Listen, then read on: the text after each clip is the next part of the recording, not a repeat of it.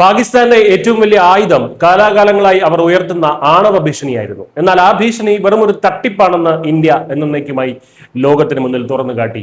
Operation സിന്ദൂറിന്റെ 1ാം വാർഷികത്തിൽ ഇന്ത്യൻ നാവികസേനയുടെ director general of naval operations vice admiral AN Pramod വ്യക്തമാക്കിയ വാക്കുകളാണിത്. രാജസ്ഥാനിലെ ജയ്പൂരിൽ നടന്ന വാർത്താ സമ്മേളനത്തിലാണ് വൈസ് അഡ്മിറൽ ഈ ഒരു സുപ്രധാന വെളിപ്പെടുത്തൽ നടത്തിയത്.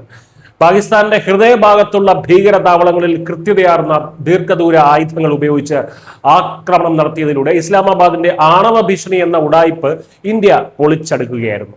ഇന്ത്യൻ ഭരണ നേതൃത്വത്തിന്റെ, അതായത് മോദി സർക്കാരിന്റെ തന്ത്രപരമായിട്ടുള്ള കാഴ്ചപ്പാടും സായുധ സേനയ്ക്ക് നൽകിയ കൃത്യവും വ്യക്തവുമായിട്ടുള്ള പ്രവർത്തന സ്വാതന്ത്ര്യവുമാണ് ഈ നിർണായക മുന്നേറ്റത്തിന് സഹായകമായതെന്ന് അദ്ദേഹം ചൂണ്ടിക്കാട്ടി.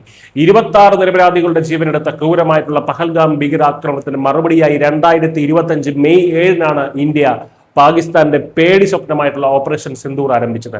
ലഷ്കർ-ഇ-ത്വയ്ബ, ജയ്ഷെ മുഹമ്മദ്, ഹിസ്ബുൾ മുജാഹിദ്ദീൻ എന്നീ കൊടും ഭീകര സംഘടനകളുടെ പാകിസ്ഥാനിലും പാക് അധിനിവേശ കാശ്മീരിലുമുള്ള 9 വിക്ഷേപണ കേന്ദ്രങ്ങൾ ഇന്ത്യൻ സായുധ സേന തകർത്തെറിഞ്ഞു. 100-ലധികം ഭീകരരാണ് അന്ന് കൊല്ലപ്പെട്ടത്. 4 ദിവസം നീണ്ടുനിന്ന ഈ സൈനിക ഏറ്റുമുട്ടൽ 2025 മെയ് 10-ന് ഇന്ത്യ വെടിനിർത്തൽ പ്രഖ്യാപിച്ചതോടെയാണ് അവസാനിച്ചത്. ഈ ഓപ്പറേഷൻ കേവലം കരസേനയുടെയോ വ്യോമസേനയുടെയോ മാത്രം മുന്നേറ്റമായിരുന്നില്ല.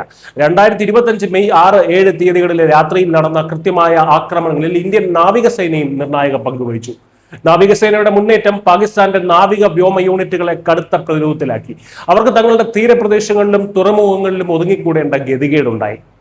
തദ്ദേശീയമായി നിർമ്മിച്ച ഡ്രോണുകൾ, INS വിക്രാന്ത് പോലുള്ള വിമാനവാഹിനി കപ്പലുകൾ, കൊൽക്കത്ത, വിശാഖപട്ടണം ക്ലാസ് ഡിസ്ട്രോയറുകൾ എന്നിവയുടെ മികച്ച പ്രകടനം ഇന്ത്യൻ നാവികസേനയുടെ സൈനിക ശേഷിയും യുദ്ധ സജ്ജീകരണവും എത്രത്തോളം വലുതാണെന്ന് പാകിസ്ഥാന് തെളിയിച്ചു കൊടുത്തു.